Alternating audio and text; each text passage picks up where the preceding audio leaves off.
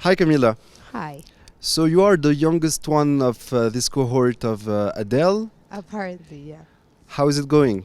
It's going very good. I'm learning so much from everyone. I think the youngest one, apart from me, is 27, so Okay, I'm 25, but it's going great. okay. Also, I wanted to ask you a first question about your current position. Yeah, You are a senior advisor yeah, in communications to the chief of staff of the mayor of Buenos Aires, right? yeah.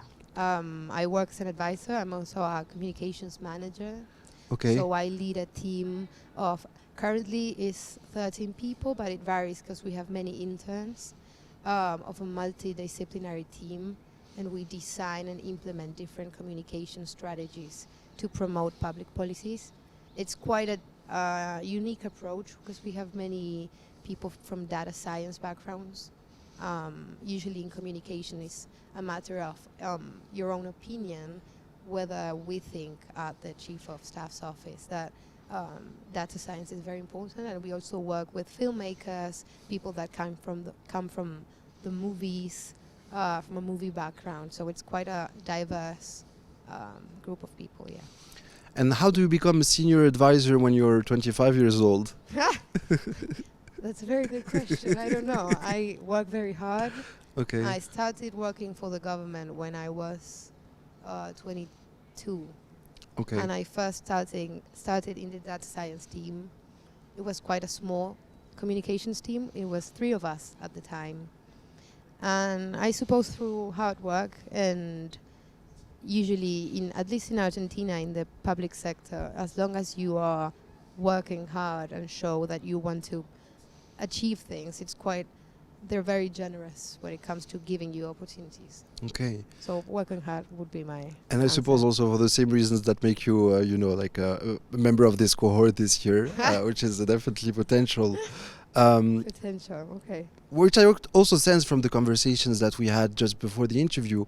And what is interesting is that something that we touched upon was the centrality of Buenos Aires, a major city in South America, globally really, but See, yeah. In South America and particularly in Argentina, where it's such an important power center. I would be really curious to know precisely how you design, or if you could give us some examples of some maybe public policies for which you have designed communication strategies, what you take into account, what would make it successful, etc. I'm really curious about that experience.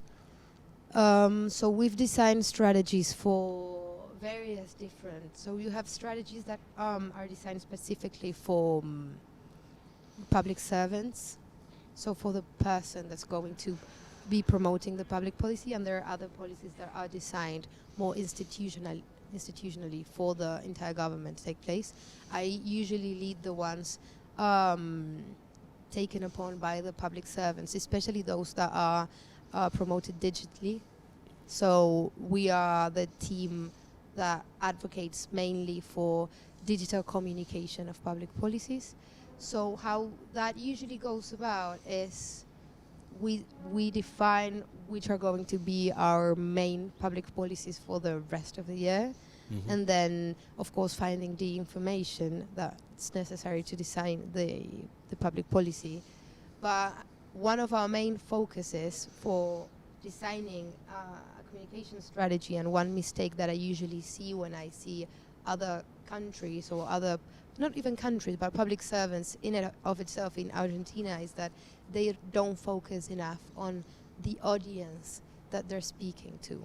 So when in communication, you'll see a lot of people talking about demographics when you design a public policy communication. For example, you want to design how to communicate. For example, if we're talking about, I'm trying to think of a specific example, maybe during COVID, for example, when it was about vaccinations, Yeah. people usually, no, that's not a good example actually. I'm trying to think of one that specifically talks about psychographics, because when we talk about communication, I'm trying to gather my thoughts. Yeah, sure. We can pause for here. No, Like don't worry, don't worry. okay. I'm just talking, and then you can pick the ones that you like. But usually, what I see in communication is that people don't focus on who they're talking to. They tend to talk about, for example, when it comes to public policies, um, that are focused on young people. They tend to focus on the youth as an age group, and they do not focus on who they're talking to, what are the values of that person, what's the culture, where do they move inside the city, for example. And that tends to you tend to see that when the communication is wrongly made. I It don't know if that makes makes sense. complete sense. Yes, absolutely. Precisely the last election in Argentina, so which recently concluded, was very interesting for an array of reasons, but one of them was definitely communication. Yeah, The president, first of all, he was a media figure, he was a pundit. worldwide, which is not very common for Argentina. Exactly, exactly. So he was a pundit, he was a TEDx speaker, but some people also underlined his ability to relate to different publics, one of them being, for instance, young males, Yeah. people of the suburbs of Buenos Aires. Yeah. And another thing, for me personally, the first time that I hear TikTok playing such a prominent role in the political campaign recently. We knew about Facebook, we knew about Twitter, but it's the first time that there is such emphasis on TikTok.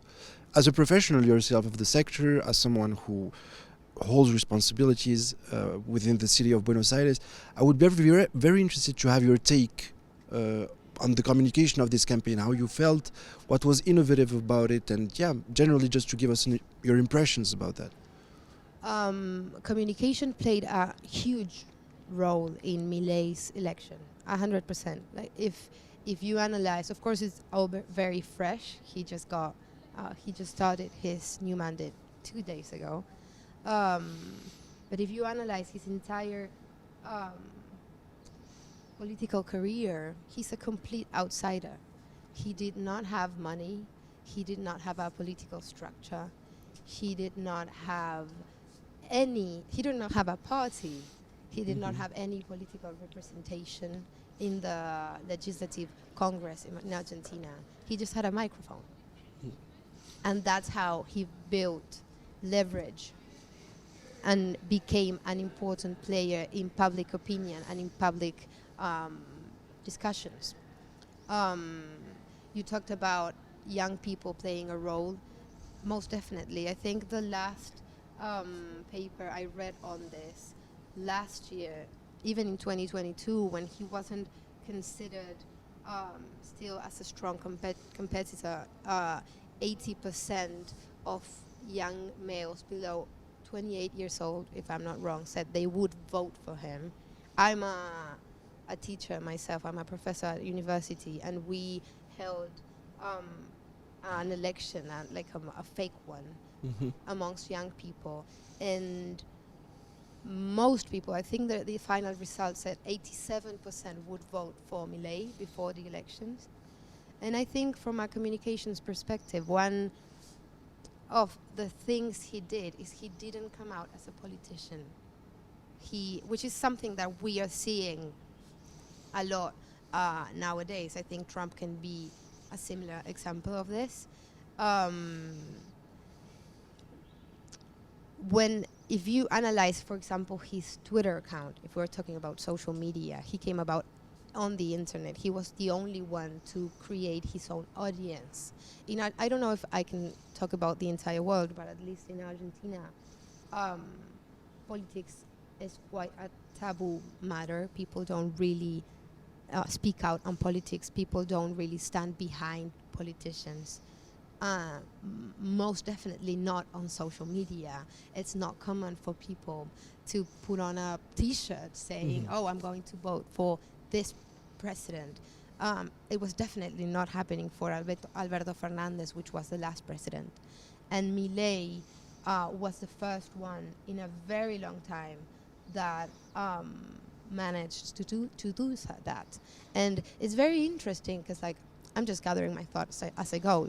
But like one of the things that strike me the most about Milei is that all of his campaign was focused on reducing public expenditure in a country that's historically Peronista, Mhm. which is, for those who don't know, it's a political party that it's mainly based on the idea of social justice and the idea that the government has to provide services and has to have an active role in every aspect of citizens' life. Whereas Milei, he would literally, on TikTok, on social media, in campaigning events, he would bring a physical chainsaw, saying, I'm going to be the chainsaw president."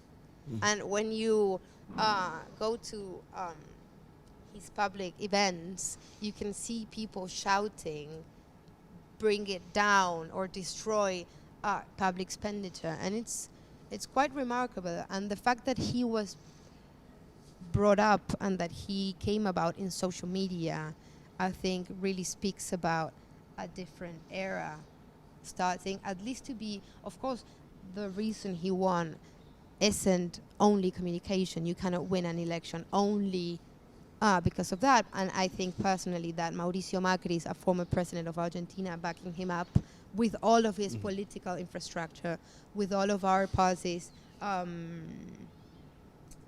I forgot the word for when you vote. Well, our party provided the structure to see that no one was faking the vote. I Okay. don't remember the name in English. I remember Me neither. fiscalizar is in Spanish. Okay. It's like Fiscalization? to give credentials or. Just to check that everyone that no fake voting is taking place. Okay. But Okay. Mauricio Macri really backed him up politically. Okay. But I think that one thing that Milei really showed is that communication, and specifically the internet, is now playing a big role in becoming competitive, at least. Yeah. And when it comes to his strategy or his team's strategy in social media particularly, I think one of the things that is most interesting about him, but not specific to him, because I think Trump is another example of it, Bolsonaro sort of says too, is that when you analyze his strategy, he's always a person before he is a politician. Usually politicians in social media tend to use social media differently to normal people. Right. They won't use the platform as normal, regular users would. And Milei, for example, it's a silly example, but he would be liking tweets of dogs because Yeah. he says he's into dogs. Yeah. And that's not something the regular politician would be doing.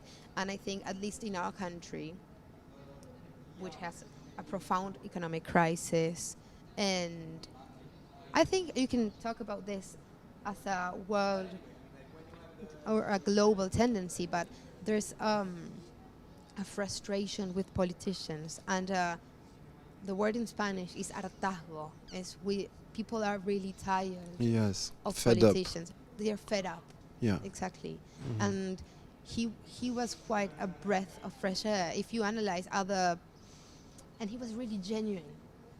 And you can see that through his communications in social media and his posts and the way he portrayed himself, even on TikTok, which is, of course, predominantly a young-based social media. What I see a lot is that politicians try to portray themselves as this politically correct, very much distance from reality and distance from other users online, whereas Milei, he would wear a leather jacket while he was speaking to his phone on Instagram or on TikTok. I think most definitely TikTok was a really big, important social media for him, but I would say Twitter was the one that really leveraged him up, Okay. in my opinion. Okay. Brilliant.